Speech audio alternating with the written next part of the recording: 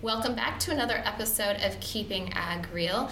Today I have Cherryh Cansler. She is the editor of Fast Casual, which is an extraordinary business. For listeners who aren't familiar with Fast Casual, can you briefly explain the goals, the audience, and what it is that you're all trying to achieve? Sure. Thanks for having me, by the way. Thank you. So Fast Casual, if just to give you the background on what the term is, when we say a fast casual restaurant, we describe that as like a Chipotle or a Panera Bread, anywhere where you're going to order at the counter, but the price point is still a little bit higher than your standard quick service restaurants like McDonald's.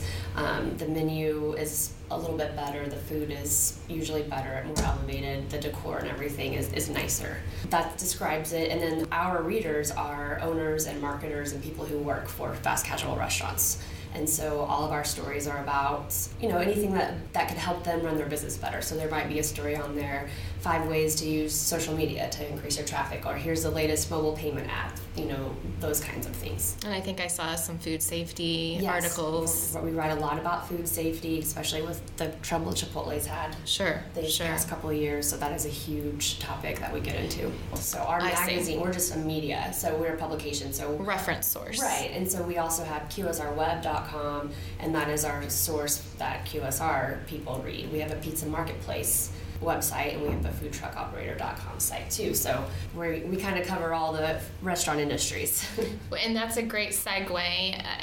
The number of topics you cover is impressive. I selected a few and ran a poll out on Twitter, and the listeners were most interested in hearing about food trucks. Okay. How have food trucks and that segment of the food industry changed the food scene in recent years? It's changed it dramatically. At first it was kind of just a cheaper, easier way to start a restaurant. Maybe you do it with a food truck. But people have had such success with it. Now bigger brands are using it for marketing. So, you'll hear of like Arby's or whatever, they're big brands, but they also have food truck that they just kind of go. Yeah, I mean, some of the bigger brands do. But then, most of them are just one truck, and they've started to spread out though, and there's businesses now that have 3 or 4 trucks, and then the next step is after they do that, then they say, okay, now I'm going to do a brick and mortar restaurant.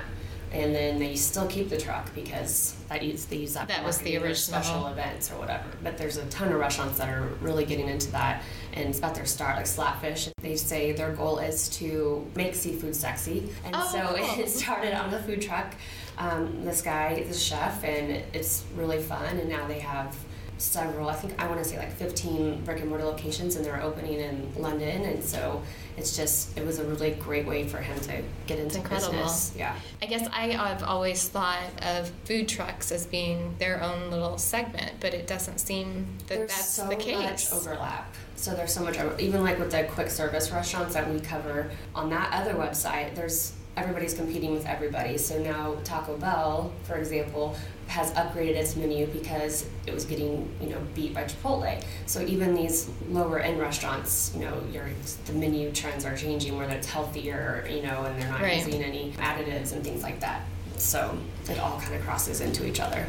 What is the draw to the food trucks? You mean for the consumer? Yeah. Why are the consumers really drawn and really increasing? It's just a fun, trendy thing. I mean, they're parked across the street from maybe their office park, and they can pick different things, and they have neat menus and kind of original neat menu items and funny names, and they're just fun to take pictures of. And so the whole thing with social media, people love to take pictures of their food and right in front of the trucks and stuff. So I think that's they're just fun.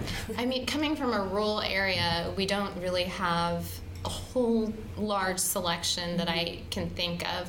I think the 2 closest cities to us have a couple, maybe like on Saturday nights and maybe at lunchtime. Right. But I don't know. When I was in Austin several years ago, we went to a food park that was literally like in the middle of residential area. Right. I mean, there was nothing, there wasn't a corporate building or even like a regular park. It was like a parking lot that was just there with food trucks, and it was just really... It's funny because it used to be just the bigger cities would have them, like you said, the downtown areas, and they would basically be there for the people who work there. But even small cities now, everybody is getting into it. Even like, I live north of Kansas City in a little town, and we have a couple going through there even. So it's just kind of, and like I said, it's a cheaper way to get your food out to people. Right. It's fascinating to me. I noticed in Raleigh at their small town, quote unquote small town baseball team, they had probably a dozen food trucks, and that's how they fed people. It wasn't like when I go to Busch Stadium, we're big Cardinal fans, or you go to Wrigley Field, I'm a big Royals fan. We might have some problems. No. I've never been to the Royals Stadium, but that stadium was just full of food trucks, and that's how they fed people. Yeah, I don't see that really at the Royal Stadium, but my kids play baseball. And so at those baseball parks, instead of concession stands, you'll see they'll just have the food trucks come in, and then they don't have to staff it. That would be so... Right? I'm like the manager of the concession stand. See, isn't it a pain? But I mean, I guess they do that to make money off of it also, but... It is. That is how we pay some bills. But, I mean, I love it when they have food trucks roll up there, and I'm like, yes, then I can have, like, really good food and don't have to buy a hot dog, you know? So, unless it's a hot dog food truck, which they're delicious, so... But, I mean, really, there's only so many hot dogs that you can eat in the baseball season. My oldest son plays travel ball too, so I completely relate to that. But it's also a stress, depending on what the weather is. You could go get sandwiches from one of our local Italian places, but if we're not going to have a lot of people there, then that's probably not what we want to do. And then, do we make chili then to go with the dogs to, If I could just call a number and say, hey, come here. Well, and they have like this there's like this website that all it is that keeps track of all the food trucks, their schedule. So when this food truck's going to be here and when this truck's, usually they have like food truck festivals all over now. So, or they might have like weddings are using food truck. I just went to a wedding. Goodness. It was so cute. I went to this wedding and they had 3 food trucks there, and that was how it was catered. I mean, they paid for it, so like the guests or whatever didn't have to pay for it, but you still went up to the window and you ordered your food, and it was just like a really fun, that's very fun, outdoor wedding, and it was awesome. People loved it. So that's a good segue, I guess, to the next question. So one of the listeners, Jeremy Wolf, he wanted to know if there is an app out there that he could use, and he's from Central Illinois, and I was like, I don't know if we have enough for an app.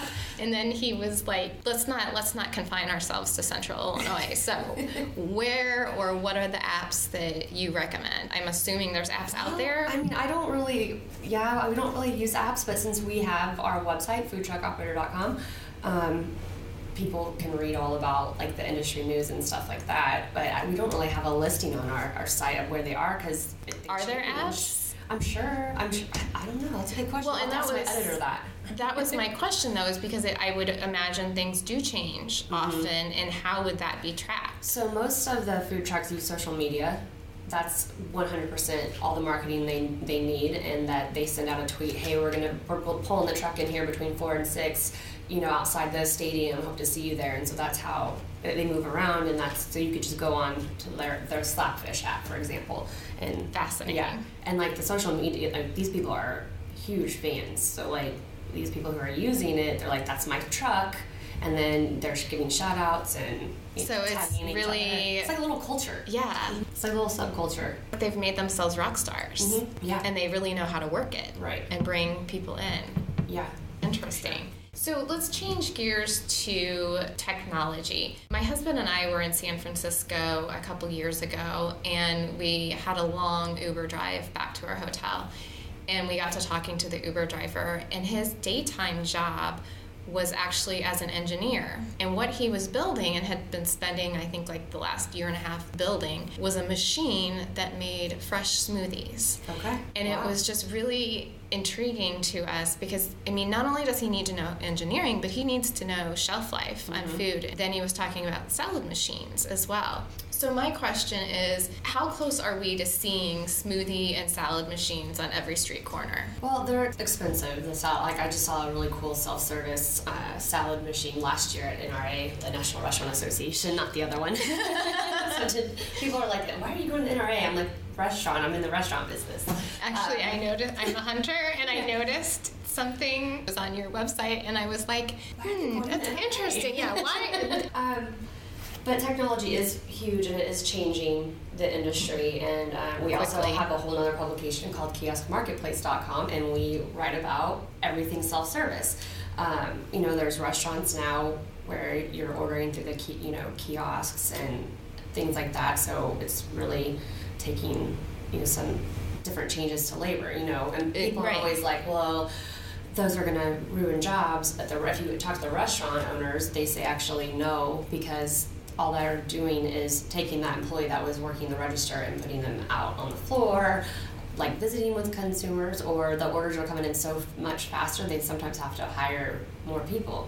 That's interesting. Yeah, it really is, because people are always like, oh, we're going to lose our jobs, but they're not like the restaurants who have them, they're not cutting any jobs. The only example I have seen of that was actually in Amsterdam. Yeah, they're way ahead of us. Europe is way ahead of us. We're just kind of starting, and they've been doing it like all the McDonald's. It was a McDonald's, at the airport, and I wondered, what is that doing to jobs, and how is that affecting jobs? And just because of the language barrier, my girlfriend and I chose to try the kiosk. I love it. I think I ended up using it, but I think she got upset with it and went in when they can work. If they don't work, that's a problem. But if when they work, they're great.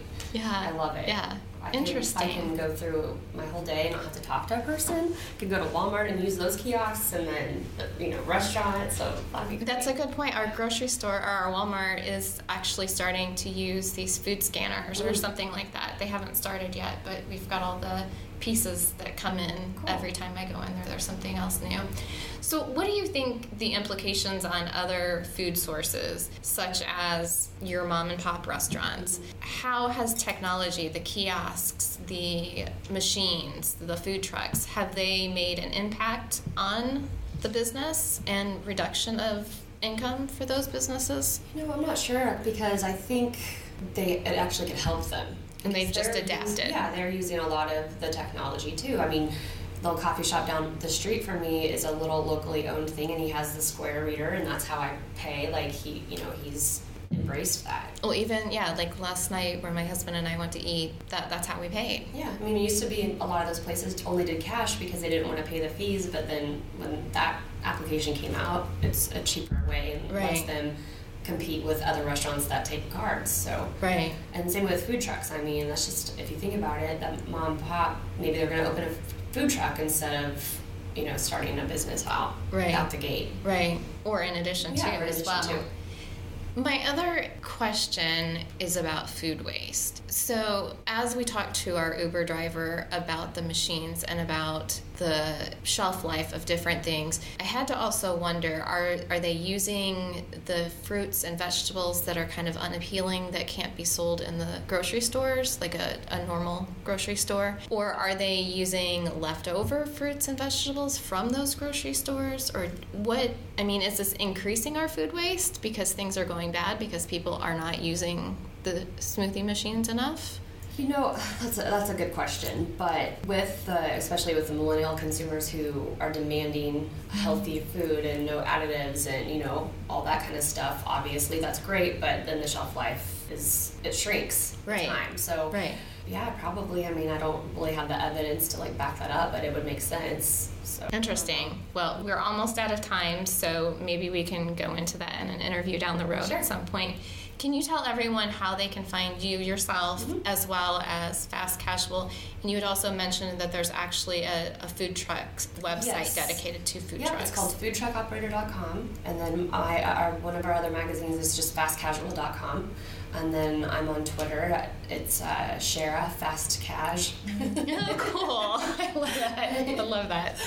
So that's our Twitter handle. And we also have just our regular one is just at Fast Casual. So we got in really early and got that name coined and everything. So thank you so much for taking the time to talk with me. It's just really fascinating, all of it is. Well, thanks for having me. I appreciate it. No problem. It's nice to be on this side of the interview for once. I bet. I'm always doing what you're doing. I bet. Well, thanks for joining this episode of Keeping Ag Real. You can go to keepingagreal.com to find all of the episodes and also follow us at Keeping Ag Real, and my personal handle is at Jen Schweigert. Don't forget, keep it real.